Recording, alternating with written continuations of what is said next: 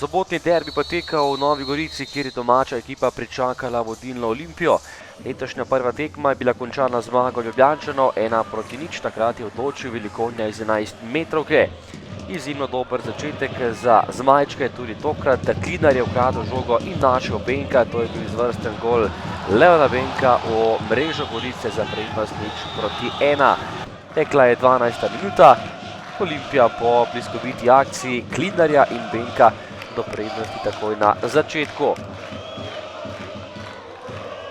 Goričani so bili potem nekoliko konkretnejši v drugem delu prvega polčasa. Priložnost za Žigona, ki je zgrešil vrata, vodiška ostala je pri prednosti Ljubljančanov.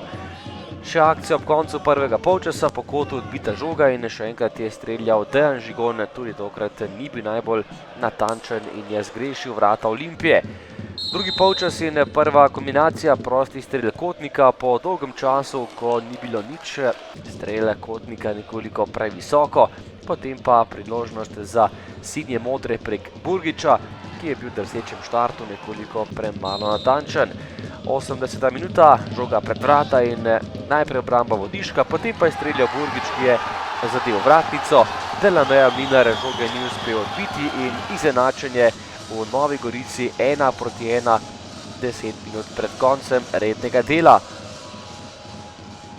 Še napad za Goričane, streljal je Kapič, podal na drugo vratnico, kjer je bil nekoliko prekratek Grudina in še globoko v sodniškem podaljšku, 95. minuta, Kotnik, odlična obramba vodiška, ki je celo rešil Olimpijo pred porazom.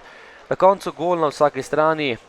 Prvi polčas je pripadal gostom, drugi Goričanom in točka za vsakega. Mi smo že prvi polčas, zadnjih 20 minut prvega polčasa odlično, ker smo stisnili visoko, smo bili potem boljši tudi na druge žoge. Drugi polčas, posebno ko Vredničino je boljši smo bili, tako da nobene take tekme nam ne uspe zmagati, ker bi rabilo, v bistvu, ker si tekma na knap, da bi uspeli. Imeli smo nekaj šans, situacij dobrih, prekinitev, vendar v redu. Mislim, da tistem porazu zadnjič, da je ekipa reagirala zelo dobro in danes se pokazali res borbeno predstavo in tudi disciplinirano.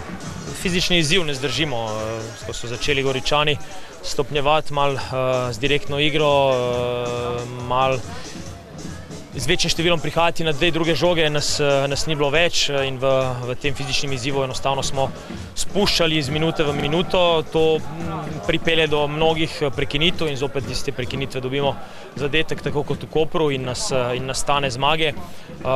Zagotovo pa nismo na tem izzivu, ki je bil na tem igrišču nekako postavljen pred nami, znali reagirati.